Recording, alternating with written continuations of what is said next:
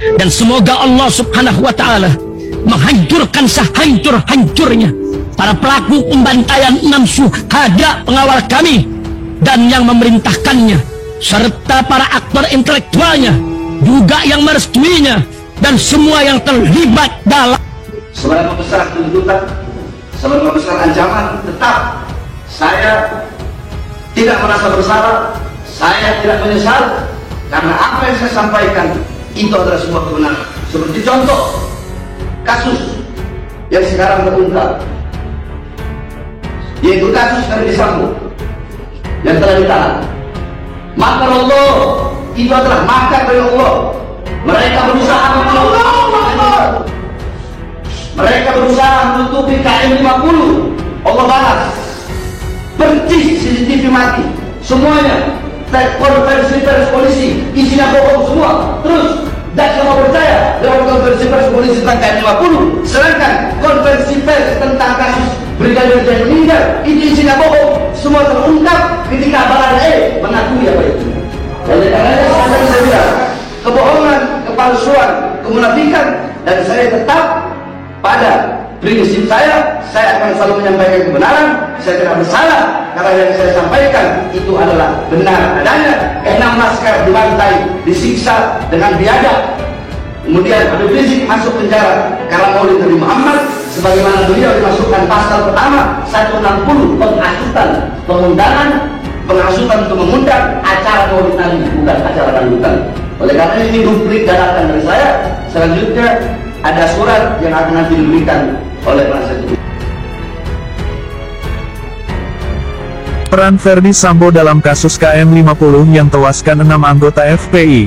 Begini kronologi hingga putusan sidang.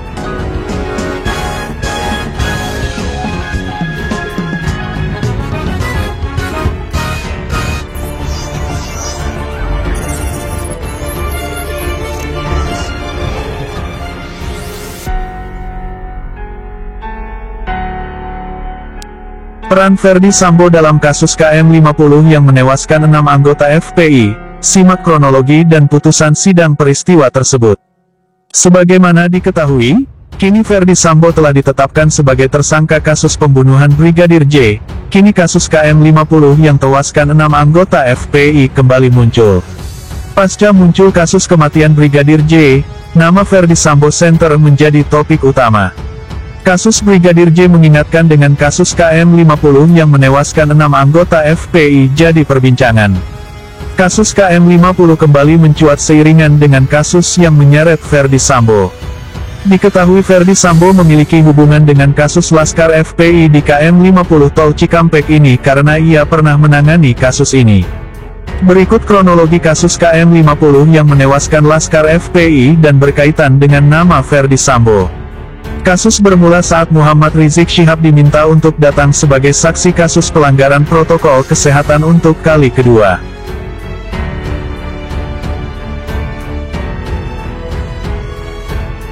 Namun, Habib Rizik tidak menghadiri panggilan tersebut. Kemudian pihak Polda Metro Jaya menerima informasi bahwa simpatisan Habib Rizik akan menggeruduk gedung Polda Jaya. Setelah mendengarkan kabar tersebut, Polri pun melakukan langkah antisipasi. Langkah antisipasi dilakukan dengan memerintah sejumlah anggota untuk menyelidiki rencana penggerudukan para simpatisan tersebut. Dikutip dari berita DIY, rencana penggerudukan tersebut adalah pada tanggal 7 Desember tahun 2020. Pada Minggu tanggal 6 Desember tahun 2020, saat itu Ibda Yusmin, Bribtu Fikri, Bribka Faisal, dan Ibda Elwira berada di mobil Toyota Avanza berwarna silver berplat nomor K9143L. Sementara Bribka Adi Ismanto dan Aibda Tony Suhendar ada di mobil Daihatsu Xenia berwarna silver dengan plat nomor B1519UT. Dan Bribka Guntur Pamungkas menggunakan mobil Toyota Avanza berwarna hitam dengan plat nomor B1392TWQ. Pada pukul 22 waktu Indonesia Barat, mereka tiba di lokasi yang telah ditentukan. Setelah itu pukul 23 waktu Indonesia Barat, para polisi bergerak keluar dari perumahan tersebut dan mengikuti 10 mobil yang diduga rombongan Rizik Syihab berangkat ke arah pintu tol Sentul 2 dengan 3 mobil polisi. Kemudian pada pemantauan itu terlihat ada satu mobil Pajero yang bergerak ke arah Bogor yang kemudian diikuti oleh Bribka Guntur. Pada Senin tanggal 7 Desember tahun 2020 dini hari, dua mobil yang diduga simpatisan berusaha menghalang-halangi mobil yang dikemudikan Bribka Faizal dan kemudian menyerempet bumper sebelah kanan. Hingga kemudian mobil bermerek Chevrolet kemudian memberhentikan mobil Bribka Faizal dan kemudian keluar melakukan perusakan. Bribka Faizal kemudian menembakkan 2 peluru ke langit dan berteriak, "Polisi, jangan bergerak." Kemudian dijelaskan bahwa kemudian anggota FPI tersebut sempat berusaha kabur, hingga akhirnya 4 anggota Laskar FPI berhasil ditangkap oleh polisi. Tetapi di perjalanan Laskar FPI sempat melakukan perlawanan dan merebut senjata polisi. Baku tembak pun terjadi hingga menewaskan 6 anggota terduga simpatisan Habib Rizik. Putusan sidang kasus KM50. Dikutip dari berita DIY, berdasarkan pada putusan yang dilakukan dalam persidangan terkait dengan adanya kasus penembakan yang terjadi kepada 6 orang Laskar FPI tersebut, telah terdapat putusan. Pada awalnya terdapat 2 orang terdakwa yang diduga terlibat dalam peristiwa penembakan yang diduga dilakukan dan terjadi terhadap 6 orang Laskar FPI di Tol Cikampek tersebut.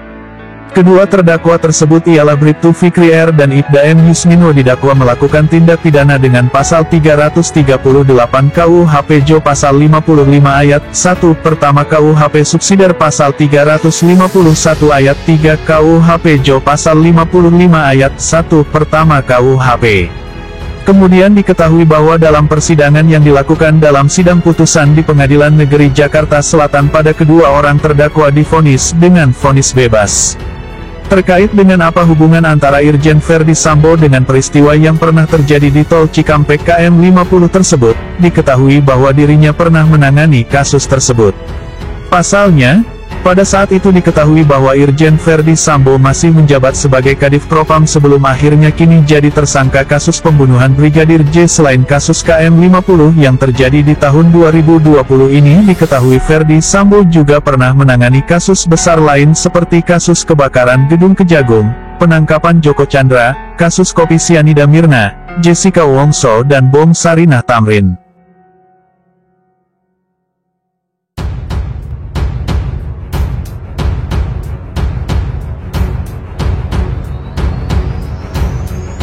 Demikian informasi apa hubungan Verdi Sambo dengan Laskar FPI KM50 lengkap dengan informasi kronologi kasus KM50 yang menewaskan 6 anggota FPI.